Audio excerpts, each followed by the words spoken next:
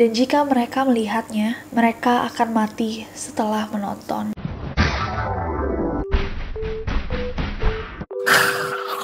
Hey guys, it's Nessie and welcome back to Neror. How do I start this video? Gimana ya? Hari ini di Neror aku ingin membahas tentang misteri-misteri yang muncul di awal tahun 2020, at least booming di awal tahun 2020. This is something you may call teori konspirasi atau sekedar misteri kalau misalkan kalian one of those people yang lagi sensitif banget sama kata-kata teori konspirasi. Tapi yang lebih penting hari ini yang akan kita bahas adalah beberapa hal terseram yang sempat booming di awal tahun ini. 2020 ini emang so far kayaknya serangkaian mimpi buruk yang terasa tidak selesai-selesai yang memiliki banyak banget kejadian janggal dan misterius. So hari ini kita akan membahas beberapa misteri awal tahun 2020 yang terseram. So without any further ado, stop senyum-senyum, cause shit's about to go down. Okay. So kita akan mulai neror kali ini dengan misteri film paling mematikan yang pernah dibuat.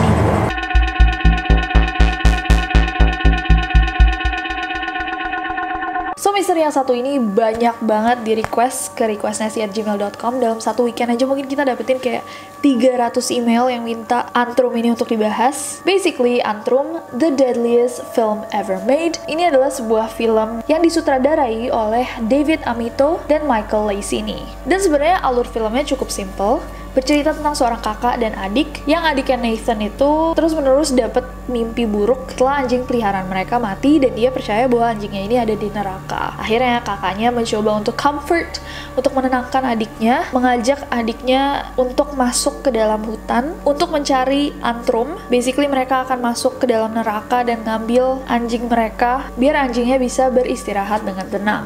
And at that spot, we'll find the entrance to hell. The Antrum.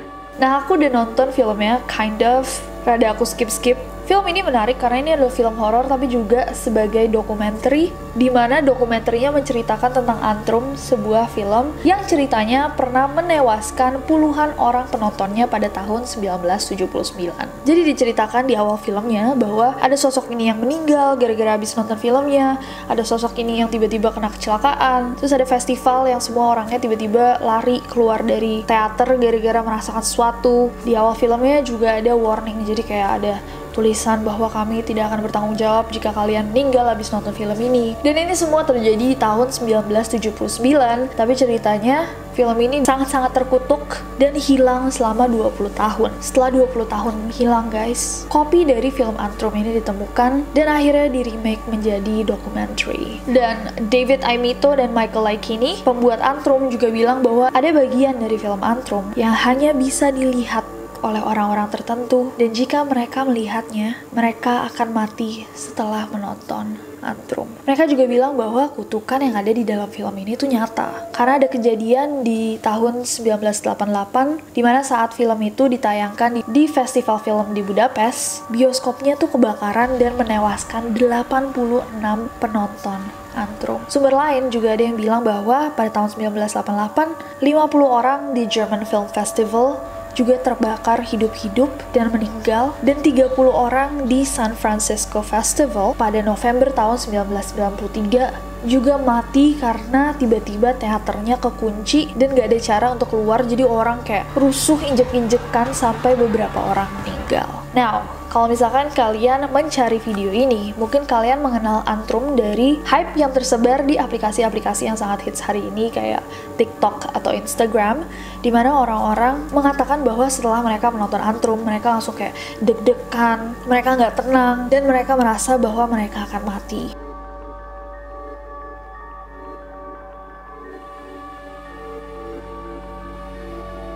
London Bridge is falling down, falling down, falling down. London Bridge is falling down. Walaupun aku tidak bisa bilang bahwa orang-orang itu berbohong, harus diingat bahwa banyak banget orang yang percaya juga bahwa semua hype ini hanyalah gimmick untuk menarik penonton sebanyak-banyaknya. Yap, once again, marketing. Kalau kalian bilang, Nessie, tapi beneran teman aku tuh nonton terus dia deg-degan, ketakutan, atau Nessie, beneran aku udah nonton dan beneran malam itu aku gak bisa tidur, aku merasa ada yang ngeliatin aku gak bilang bahwa kalian bohong, karena mungkin aja itu adalah respons dari diri kalian, karena memang hype-nya Antrum ini sangat-sangat besar, dimana orang-orang percaya bahwa Antrum bisa benar-benar menewaskan orang. Di awal film pun juga diceritakan cerita-cerita yang horrific, experiences kayak orang-orang yang mati setelah menonton Antrum, lalu diberi peringatan bahwa film ini kalau misalkan menewaskan kalian, kami tidak akan bertanggung jawab segala macam. It's only normal. Menurut aku cukup normal kalau misalkan kalian habis itu merasa, oh no, saya mestinya kayaknya nggak nonton ini. Akhirnya karena ketakutan kalian itu, kalian akhirnya nggak tenang dan merasakan hal-hal yang memang dibangun filmnya untuk kalian rasakan. Menurut aku emang film ini sangat-sangat sukses dalam membangun perasaan-perasaan itu, karena kalaupun kalian menonton filmnya, banyak elemen-elemen creepy yang memang dengan sengaja dimasukkan untuk membangun headspace horror itu. Banyak film critics yang pastinya sudah menonton film ini juga menulis bahwa film ini sangat-sangat tense, sangat-sangat menegangkan. Ada yang bilang bahwa ini unpredictable, tidak gampang ditebak. Nah, satu hal yang bisa kalian look up juga bahwa kemungkinan besar film ini tidak memiliki versi 1979, karena memang kemungkinan besar film ini tidak pernah dirilis pada tahun 1970-an, melainkan memang low budget film yang dibuat tahun 2017-2018 yang direkam dan diedit untuk menyerupai film yang dibuat tahun 1970-an. But hey, itu menurut aku. Kalau misalkan kalian truly believe bahwa ini adalah film yang benar-benar terkutuk, mungkin bisa diceritakan kenapa. Mungkin kalian sudah pernah mencobanya lalu merasakan hal-hal yang tidak normal. Apakah kalian merasa seakan ada seseorang yang menonton kalian ketika kalian sedang tertidur, atau simply menemani tidur di sebelah kasur kalian? Boleh diceritakan di bawah. Next.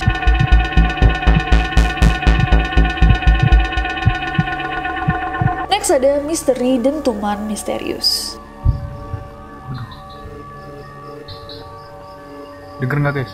Pada 11 April tahun 2020 kemarin, yap, sangat-sangat recent, pada dini hari, warga Jakarta, Bogor, dan Depok digegerkan oleh suara-suara dentuman misterius. I personally didn't hear it, aku nggak dengar karena mungkin pada saat yang tepat pada waktu itu aku sedang ngedit neror pakai headphones, walaupun aku juga tinggal di Jabodetabek. Namun suara-suara itu memunculkan banyak sekali spekulasi-spekulasi tentang dari mana ia berasal. Beberapa asumsi orang adalah dentuman tersebut merupakan suara erupsi dari Gunung Anak Krakatau, Gunung Salak, meteor yang jatuh, suara dari alam lain, dan tak sedikit yang percaya bahwa suara dentuman tersebut datang dari aktivitas pengeboran bawah tanah untuk membangun bunker. Bunker tersebut dikatakan sebagai pertahanan orang-orang kaya dan berkuasa dari bencana alam yang sudah diprediksi akan terjadi. Ada yang mengait-ngaitkan bahwa alasan pemerintah melakukan PSBB selain karena menekan penyebaran virus corona, tapi juga supaya masyarakat tidak mengetahui bahwa sedang ada aktivitas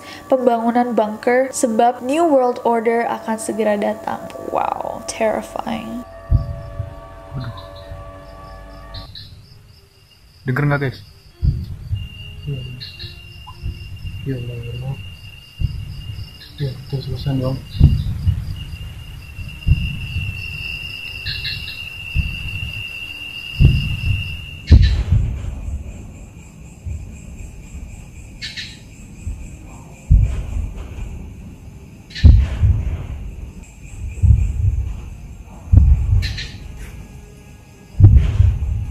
Astagfirullahaladzim. Astagfirullah.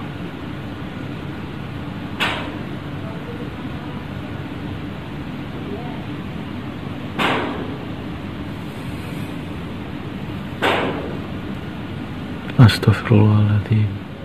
Di awal datangnya dentuman tersebut, banyak media yang memberitakan bahwa itu adalah suara aktivitas Gunung Anak Krakatau. Namun setelah diteliti, Pusat Vulkanologi dan Mitigasi Bencana Geologi (PVMBG), Badan Geologi ISDM, hingga BMKG mengungkapkan bahwa hal tersebut tidak benar. Suara dentuman yang beberapa kali terdengar oleh warga pada Sabtu pagi dini hari 11 April 2020 masih menyimpan misteri. Hingga kini masih belum ada satupun pihak yang dapat mengungkap penyebab sumber bunyi dentuman tersebut disertai bukti-bukti ilmiahnya. Tulis Kepala Bidang Mitigasi Gempa Bumi dan Tsunami Daryono dalam keterangan tertulis. Seorang ahli di BMKG juga mengungkapkan bahwa gempa tektonik biasanya hanya sekali serta tidak menimbulkan dentuman berulang-ulang kali seperti yang terdengar pada dini hari lalu. Ahli Bumi dan Antariksa Universitas Pendidikan Indonesia, Judistira Ari Utama juga menduga bahwa suara dentuman yang berlangsung selama 2 jam itu berasal dari longsoran tanah. Dari situ, banyak orang yang tiba-tiba berspekulasi bahwa ada orang-orang yang punya kepentingan yang sengaja menghack data dari BMKG dan aplikasi Magma sehingga terlihat seperti ada aktivitas yang terjadi di Gunung Anak Rakatau. Seperti ada satu akun nih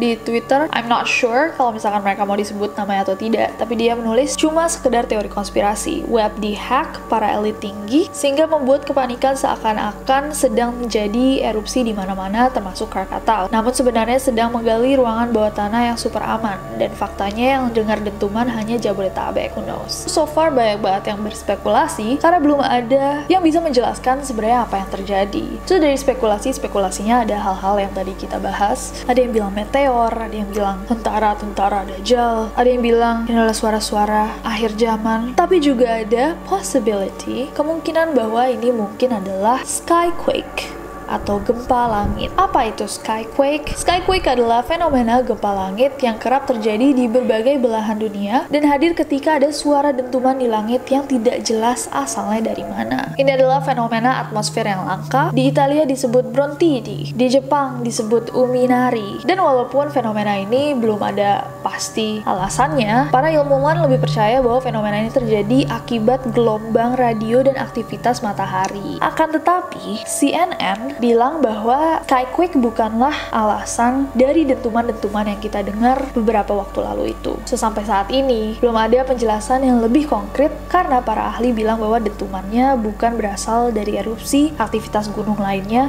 bukan pula longsor, petir maupun gempa langit. So what happened? We don't know. Sampai detik aku merekam video ini belum ada yang tahu apa sebenarnya dentuman itu. Dari semua yang kita bahas, mana yang kalian percaya? Komen di bawah, sertakan alasannya. Next. Hackers have managed to interrupt Zoom meetings. Called Zoom bombing.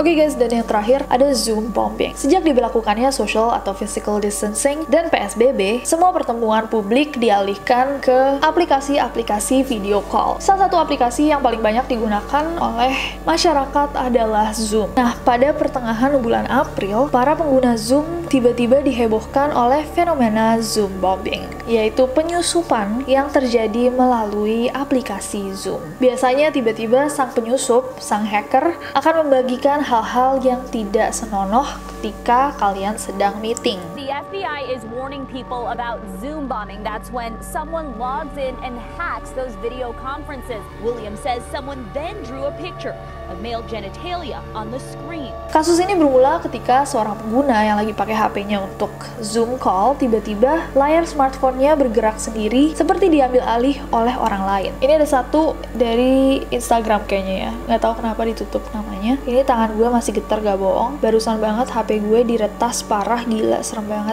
Jadi awalnya tuh gue pakai Zoom tadi jam 5:30 kan, tapi gue udah tahu berita-berita si Zoom inilah. Dan akhirnya sebelum pakai gue sign out dulu emailnya, terus nggak pakai email apapun. Ya udah gitu, masuk aja. Udah tuh gue udah selesai, habis itu gue buka IG, buka story orang-orang, terus tiba-tiba HP gue nggak bisa dikendaliin. Kira gue emang lagi nge-lag aja, karena emang kadang suka kayak gitu. Habis itu tiba-tiba ada yang ngetik sendiri. Kan posisi gue lagi lihat story orang. Dia ngetik di bagian reply story, dia nulis gini, "Halo, Ael." Dari situ gue udah ngegila, ini ada orang yang mainin pasti. Gue panik dan langsung keluarin dari IG, terus dia mulai buka akun Genius gue. Ini yang banking guys. Gue beneran langsung matiin itu HP, tapi cuma matiin layar. Gue mau power off HP-nya nggak bisa, bener-bener nggak bisa karena layarnya nggak bisa digerakin sama sekali. Dan untungnya gue jarang banget ngetik password, seringnya pakai fingerprint.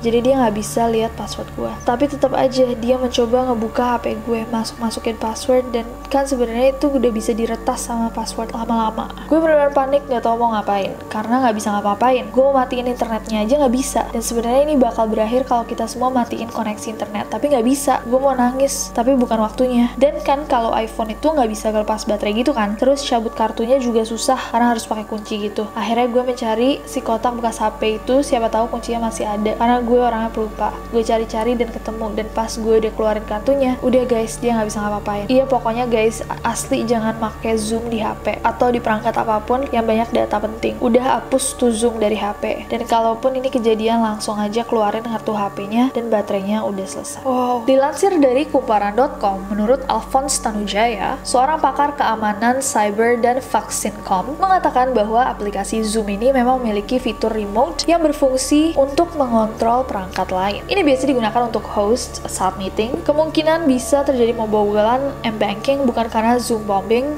tapi karena malware. Meskipun begitu, katanya sebaiknya kita tidak menggunakan Zoom untuk rapat-rapat penting, sebab walaupun Zoom adalah perusahaan Amerika, namun tim IT-nya berasal dari China. Terus kenapa kalau misalkan tim IT-nya di China? Salah satu perusahaan teknologi bernama Citizen Lab melakukan investigasi mengenai ini. Mereka mengungkapkan bahwa ada beberapa celah keamanan pada Zoom waiting room. Jadi ruang tunggu ketika kita mau menunggu nih pas mau masuk meeting. Namun mereka tidak menjelaskan secara detail di mana celah tersebut berada karena takut malah disalahgunakan. Intinya, Citizen Lab ini meragukan keamanan privasi Zoom sebab key servernya ada di Beijing, China, sedangkan mereka melakukan tes pada North America. Nah, aku nggak bakal pretend bahwa aku ngerti IT, aku anak bisnis guys. Kalau misalkan kalian mau ngomongin tentang Porter's Five Forces atau Diamond Model, let's do it.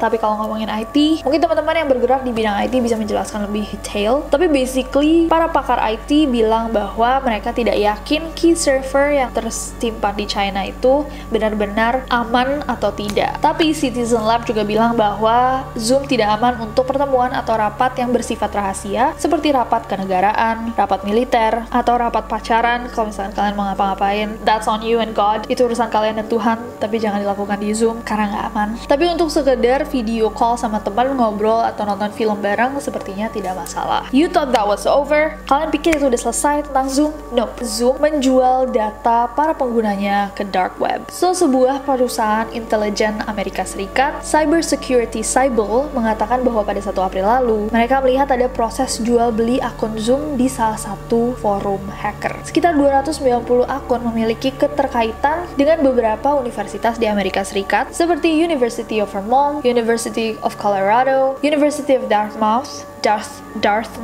so how you say it?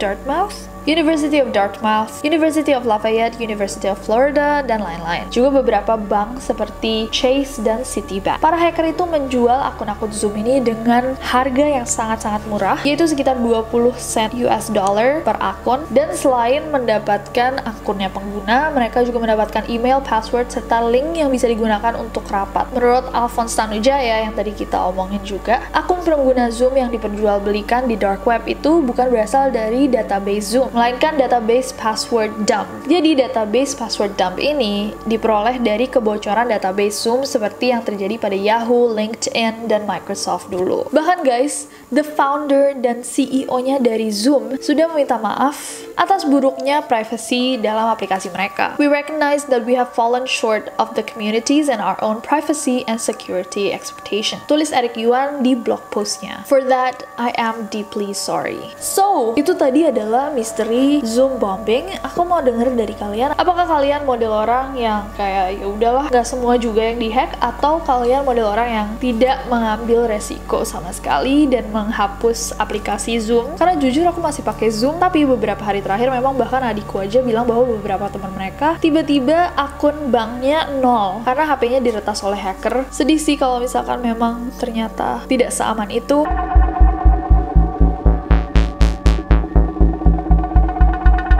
Guys, it's Nancy lagi ngedit video yang kalian lagi tonton sekarang. Ini jam 2 pagi, aku belum tidur. Pas banget hari ini, banyak banget dari kalian yang nge-DM aku request tentang Daniela Dunn. Jadi buat kalian yang nggak tahu, Daniela Dunn adalah sebuah akun di Facebook yang baru-baru ini ngepost tentang sebuah video. Jadi video itu adalah video gore, video sadis dimana di dalamnya ada seorang wanita yang terlihat sudah tidak bernyawa. Dan wanita itu dianiaya menggunakan palu. Videonya sangat-sangat menyeramkan. Yang pasti aku nggak bisa tunjukin di sini karena video bakal di take down sama YouTube. Tapi video tersebut menjadi viral, jadi di-share ke Instagram, Twitter, TikTok, dan sebagainya. Sejak request kalian masuk ke dalam DM aku sudah seharian ini mencoba untuk mencari detail-detail kayak dibalik video tersebut, siapa korbannya, siapa pelakunya, dan apa kasusnya. Karena kalau misalkan dari pandangan aku, ini sebenarnya diupload oleh akun bernama Daniela Dan. Ini bukanlah seorang wanita yang bernama Daniela Dan. Jadi akun Facebook Daniela Dan ini cuma ngepost video ini dan bilang kayak, kok ada sih orang yang bisa setega ini, dan dia ngepost video yang super seram itu. However, selama seharian ini aku mencoba untuk mengulik, kayak mencari-cari detail. Susah banget untuk mencari background dari video ini karena kemungkinan besar juga ini adalah video lama sebenarnya. Jadi kayak kalau nggak salah, dulu aku juga udah pernah lihat video yang sama ini di-share beberapa tahun yang lalu. Tapi sebenarnya banyak banget video-video gore seperti ini. Yes, banyak banget orang yang sakit jiwa dan banyak orang yang kejam. Kita nggak tahu juga apa cerita di baliknya. So dari beberapa informasi yang aku lihat, kayak ada beberapa video yang aku tonton, ada yang bilang bahwa pelakunya sudah ketangkep. Tapi ketika aku mencoba nge-google nama pelaku yang ditulis di video-video tersebut, tidak ada detail sama sekali yang muncul, nggak ada artikel atau nggak ada bahasan dari website manapun. So kemungkinan besar itu adalah nama yang ditaruh aja sama video-video ini biar mereka dapat views, bahwa mereka bisa menjelaskan video yang sedang viral dari Facebooknya Daniela Dan ini. Aku juga mencoba untuk nge-search dengan menggunakan banyak banget keywords dan detail-detail yang aku lihat di dalam videonya, tapi hasilnya nihil. Jadi kalau misalkan kalian mungkin ada yang memiliki informasi, bisa di-share di bawah untuk teman-teman kita yang penasaran. But personally, walaupun aku tidak bisa mengkonfirmasi karena aku juga tidak tahu, perasaanku ini adalah video lama yang sebenarnya sudah viral juga lama, tapi kembali viral karena di-share di Facebook itu dan mengagetkan banyak orang. Aku mau ngingetin bahwa tidak sehat untuk menonton video-video gore, sangat buruk untuk mental kalian, jadi jauhi aja video ini. Kita doakan saja kejahatan-kejahatan seperti ini tidak terulang lagi. Alright, I'm gonna finish this up. I'm so tired. Baterainya udah merah. So aku mau dengar menurut kalian misteri mana yang paling seram, komen di bawah. Dan kalau misalkan kalian dengar misteri-misteri lainnya yang bahkan lebih seram lagi, bisa juga ditulis di bawah.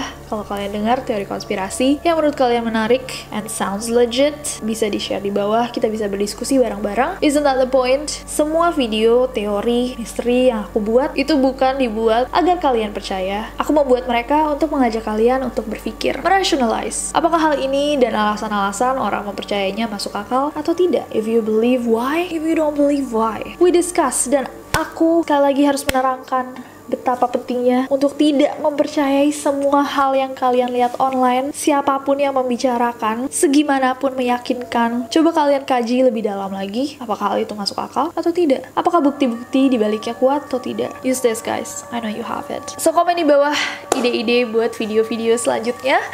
Other than that, I hope that you guys enjoyed this video. Kalau misalkan kalian suka videonya, klik like-nya. Follow aku di Instagram dan Twitter, gampang banget, Nessie Jajaja. Dan subscribe ke channel ini, juga nyalain notification-nya biar kalian tahu kalau misalkan aku upload video baru. Karena aku gak sabar buat ketemu kalian lagi. Bye-bye! Look on the ASA. My gosh. They're all going against the wind. The wind's 120 knots from the west. Look at that thing, dude.